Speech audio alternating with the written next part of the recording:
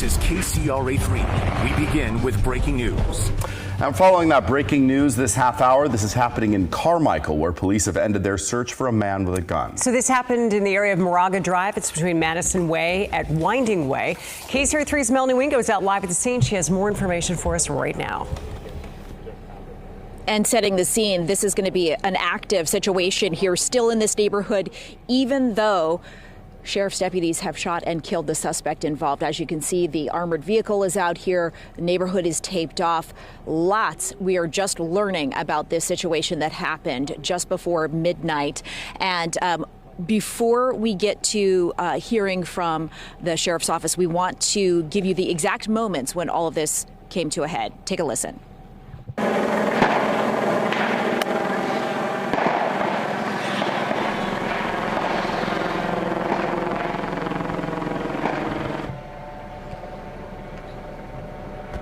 Now, Sergeant Amar Gandhi with the Sacramento County Sheriff's Office is with me here now while you're continuing to look at some video on your screen of exactly what was unfolding out here. Amar, our viewers just listened as we were out here in the exact moments that we believe we heard a flashbang being set off and then multiple what sounded like rounds being fired. Can you walk us through what happened out here and why deputies did need to, in fact, neutralize the suspect? Sure. So I'll start back. It started about 11:40 last night when the suspect was in a disturbance with his two roommates, had an argument, actually fired a shot in the apartment somewhere, actually threatened one of the roommates, and then took off. From there, he was spotted by neighbors, was actually confronted by deputies, and ran up onto a roof of a random house that he had no affiliation with. Our helicopter was actually able to spot him. We attempted to try to get that family out, but we couldn't contact them. Obviously, it's in the middle of the night trying to get them by phone. Our Bearcat with our SWAT team, the armored vehicles, converged on him, began negotiations with him, were unsuccessful. The suspect actually fired 1 to 2 shots from the roof and then tried to start to gain entry into the residence from the roof. After that, our SWAT team members fired at him, struck him fatally, and so there are 3 members of our SWAT team that shot. We did notice a lot of resources out here. The sheriff's helicopter overhead, numerous drones. It appeared as well that a lot of ground crews out here, a lot of ground officers.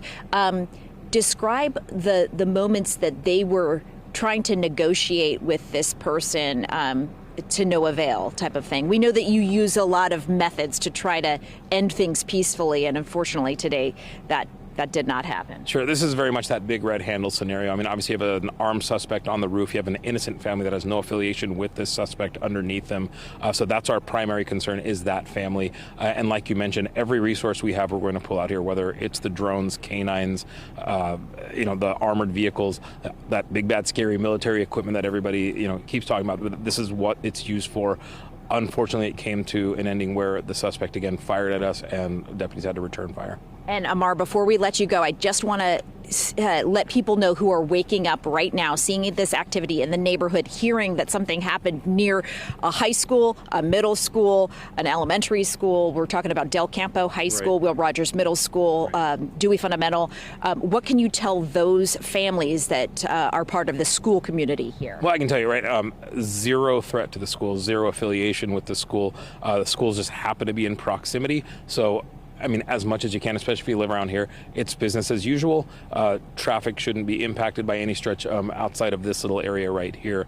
Like I said, our primary worry is just for that family that lives there. Obviously, they're going to be displaced for a few hours while that investigation continues at their home. All right. Thank you, Sergeant Amar Gandhi with the Sacramento County Sheriff's Office, and Deirdre Tail. Now that we have an update here, we'll continue to stay out here, monitor any developments happening, and then I'll send things back to you. Okay. Melanie, thank you for the update out there.